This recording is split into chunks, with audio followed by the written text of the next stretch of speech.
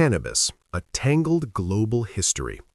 Tonight, we don't begin with a ruler or a thinker, but with a plant that spent millennia baffling, healing, and mildly irritating governments across the globe.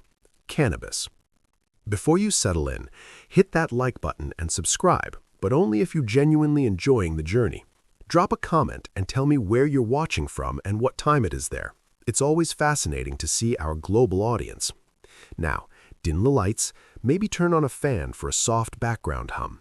Let's ease into tonight's hazy, winding history together. Part 1. The Ancient Spark, Prehistory to 500 BCE. We start around 5000 BCE, deep in the Stone Age. Civilization is in its beta version. People are inventing pottery, domesticating animals, and dying from things like standing near a mosquito. Somewhere in what is now Siberia, a forager likely tossed cannabis stalks onto a campfire for warmth, took a deep breath, and promptly forgot why they'd walked outside. Archaeologists later found cannabis seeds in ancient burial sites, meaning someone valued this plant enough to take it to the grave, literally. It was either a sacred ritual or a prehistoric version of "don't bury me without my stash." Given human nature, probably both. Initially, cannabis wasn't about vibes or deep thoughts. It was survival. Its fibers made ropes and clothes. Its seeds were food. It was nature's Swiss Army knife. You could sail with it, tie things with it, wear it, and if you accidentally smoked it, suddenly find the clouds utterly hilarious. Imagine being among the first to inhale it on purpose. No guide, no snacks, no music. Just raw confusion and a deep, one-sided conversation with a tree. They likely didn't think they were high. They probably thought the gods had upgraded their vision. From that accidental puff, a legend was born. A plant that would one day circle the globe, inspire poetry, trigger paranoia, and fund entire reggae albums. All because a bored Neolithic farmer wondered, what if I set my crops on fire? Before the word weed even existed, cannabis had already outsmarted us. It found the one species clever enough to cultivate it, dumb enough to outlaw it, and curious enough to smoke it, often within the same century. Humanity, meet your oldest love-hate relationship. Part 2. The Medical and Mystical Bloom, 2700 BCE to 500 CE. China, the Divine Farmer's Pharmacy, circa 2700 BCE.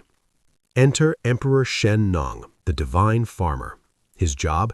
Taste-testing random plants to see which ones killed him. He was a one-man clinical trial with no control group. In his book, The Pensao Qing, cannabis is listed as medicine, good for pain, gout, and forgetfulness. Ironic because cannabis probably caused the forgetfulness it was meant to treat. To Shen Nong, it wasn't a vice, it was medicine. They brewed it into tonics and called it something wise-sounding like wind in the bones elixir. Hemp was everywhere. Ropes, clothes, paper. You could live your entire life surrounded by it. It was like living inside an eco-friendly multi-purpose tool. The Scythians, hotboxing on the steppes, circa 1000 BCE. While China was bottling tonics, the horse-riding nomads of Central Asia had a simpler idea. Just burn it and breathe. The Greek historian Herodotus described the Scythians throwing hemp seeds onto hot stones in sealed tents and then howling with pleasure. This wasn't a casual puff, it was a full-body baptism in THC for sacred rituals and communing with the dead. Archaeologists later found golden bongs in their burial mounds. These warriors died as they lived, stylish, mysterious, and slightly elevated. India, the holy herb, circa 1500 BCE. India decided to make cannabis sacred. It appears in the Atharva Veda as one of 5 sacred plants, a gift from the god Shiva, who, according to legend, discovered it, took a few hits, and entered a state of divine chill. Here it was consumed as bhang, a drink made from milk, spices, and crushed leaves. It was used in temples for purification and at festivals for joyous transcendence. In India, getting high wasn't escapism, it was a path to enlightenment with better snacks. Persia and the Middle East, philosophy in smoke, circa 500 BCE to 500 CE. As trade spread, cannabis reached Persia. The Zoroastrian mystics used it in rituals, believing the smoke carried prayers to the heavens. Persian philosophers found it useful for softening the edges of reality and making long debates about truth more tolerable. But here, the first seeds of suspicion were also sown. Among rulers, if people could reach the divine without the temple, what did that mean for their authority? Egypt, the practical healer, circa 2000 BCE. In the land of pharaohs and pyramids, cannabis was practical medicine. The Ebers Papyrus, circa 1550 BCE, prescribes it for inflammation, glaucoma, and famously, bad temper. Priests used it in incense for rituals. Traces have been found in mummy wrappings. It was a coping mechanism for a civilization under the relentless sun and the weight of divine expectation. Greece and Rome, the intellectual and the practical, circa 500 BCE to 400 CE. To the Greeks, being Greeks, they had to intellectualize it. Physicians like Hippocrates noted its medicinal uses.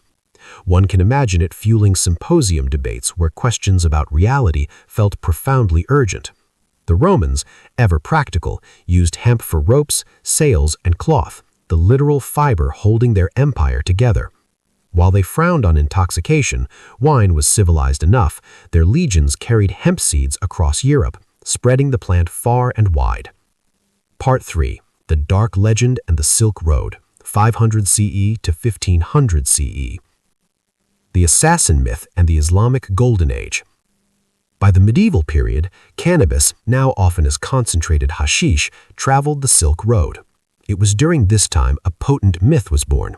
A secretive Persian sect, the Nizari Ismailis, led by Hassan-i Sabah from the mountain fortress of Alamut, were legendary for their political assassinations. Their enemies spread the rumor that they used hashish to become fearless before missions. The word hashashin, hashish user, morphed into assassin. While the truth was far more nuanced, they were strategic, not stoned. The link between cannabis and shadowy violence was cemented in the European imagination for centuries. Meanwhile, in the Islamic Golden Age, scholars like Avicenna documented its medical benefits. Sufi mystics used it as a bridge to the divine.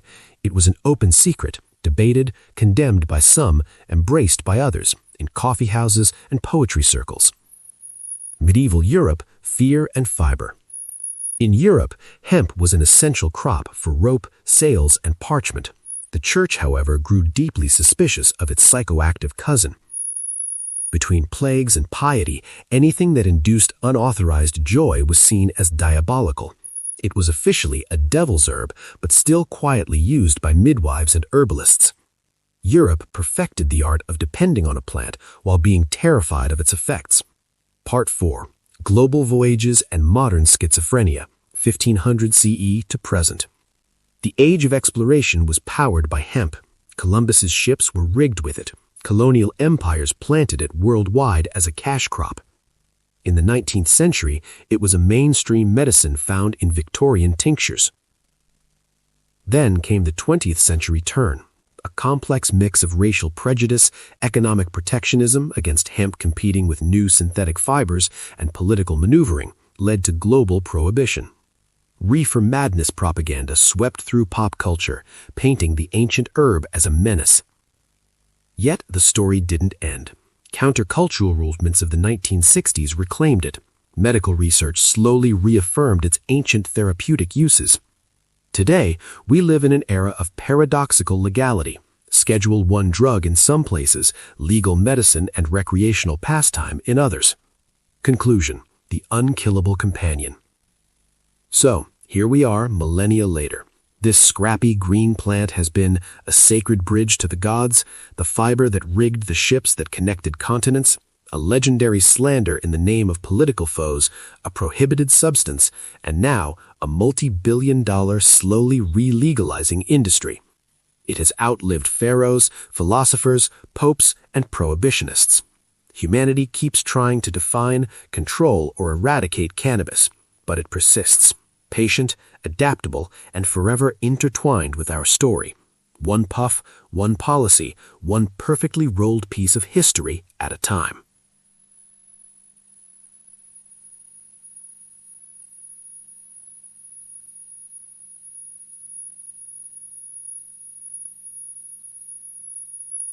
and the enigma of Lucrezia Borgia.